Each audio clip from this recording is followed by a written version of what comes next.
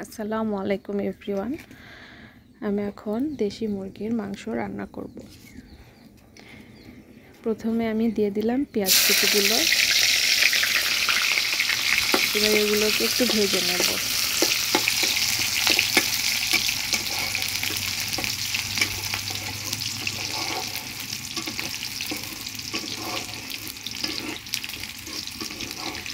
সরিষার তেল দিয়ে মুরগির মাংস রান্না করার মজাই আলাদা।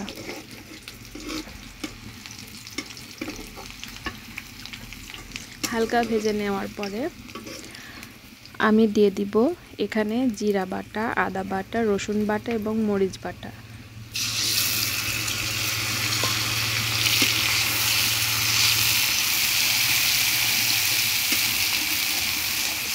এটা একটু কষিয়ে নেওয়ার পরে একটু পানি দিয়ে দিব।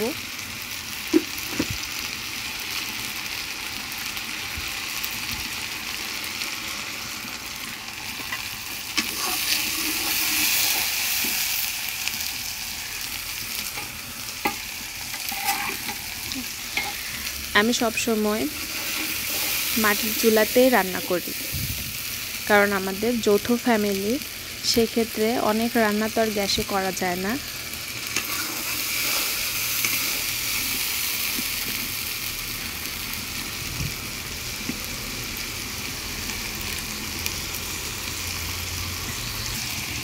এগুলো ভেজে নেওয়া শেষ।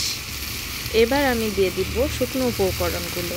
এখানে আছে হলুদ গুঁড়ো, ধনিয়া গুঁড়ো, লবণ, ঝালের গুঁড়ো এবং গরম মশলা। সব দিয়ে ভালো করে কষিয়ে নেব।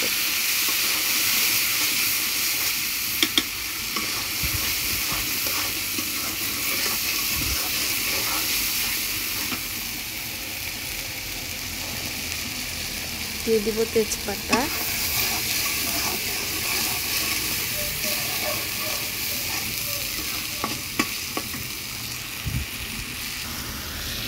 এবার আমি ধুয়ে রাখা গোশগুলো দিয়ে দিব।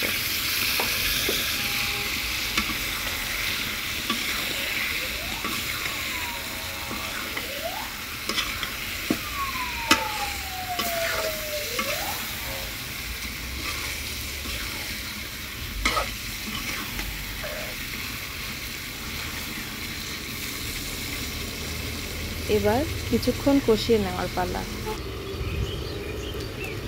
এখানে আমি কষাতে দিয়ে দিয়েছি তার দুইটা চুলা, পাশের চুলাটায় ভাত হয়ে গেছে, আর এখানে কষাতে দিয়ে দিয়েছি গোশটাকে।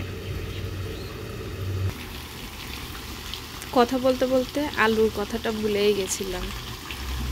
দিয়ে দিয়েছি আমি ভেজে রাখা আলুগুলো এর মধ্যে। আমার ছেলেটা মাংসের আলু খেতে খুব পছন্দ করে।